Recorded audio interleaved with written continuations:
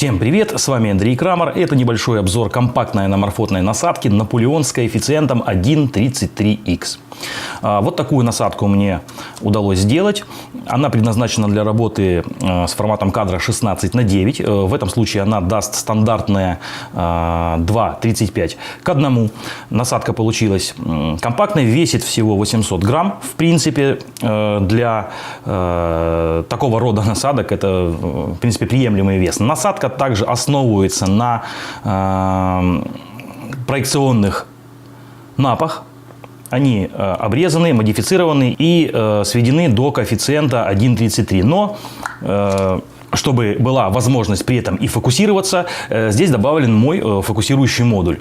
Значит, фокусирующий модуль, как и предыдущий, работает линейно, то есть при работе с ним движение линзы не вращается, что очень удобно при использовании с ИПЛ, теми же фильтрами, и нет искажений поворотов тех же самых лучей при перефокусировке.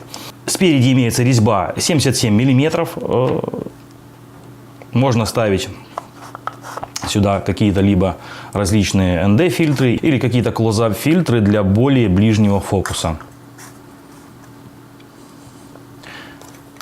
Насадка фокусируется от 1 метра до бесконечности, но также имеется и вариант работы со сквозным фокусом. Лучшие результаты насадка показала при использовании ее на Кропе 2 с 35-миллиметровым объективом. Но имеется возможность на Кропе 2, опять же, работать с фокусным расстоянием от 28 мм. Возможно, на ближнем фокусе в этом случае будет небольшая совсем виньетка. Значит, насадку можно устанавливать двумя способами. Либо это будет кламп с резьбой, накрученный на объектив. Таким вот образом выставляем и работаем. Настройка насадки осуществляется таким образом. При установленной на объектив насадке фокус-модуль выставлен должен быть в бесконечность. Это когда линзы сближены полностью. А на объективе при просмотре на бесконечность она уже наступит в пределах, когда фокусное расстояние на объективе будет выставлено в пределах 1,20 м. То есть выставляем насадку в бесконечность.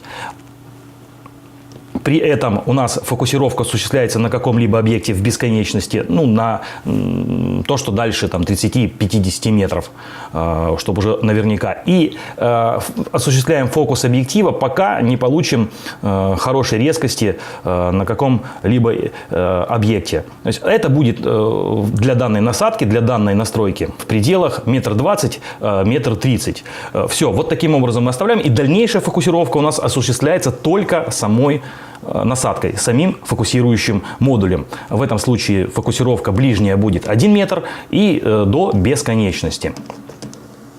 В этом случае можно работать на открытых диафрагмах, на той же диафрагме 1,7. Картинка резкая и детализированная.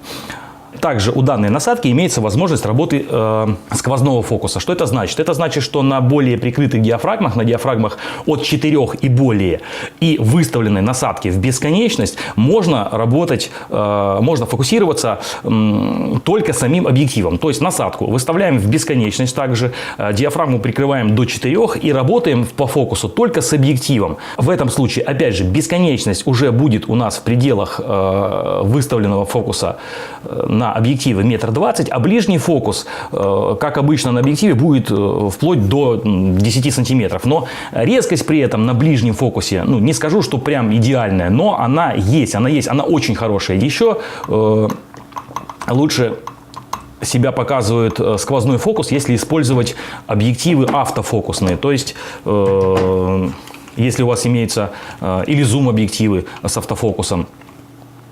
Если имеется автофокусный объектив, можно установить его на камере. Установить насадку в данном случае нужно будет на кламп. Кламп зажимной. Это позволит работать и с зумом, будет возможность, и осуществляться. И также позволит делать какую-то быструю смену объективов.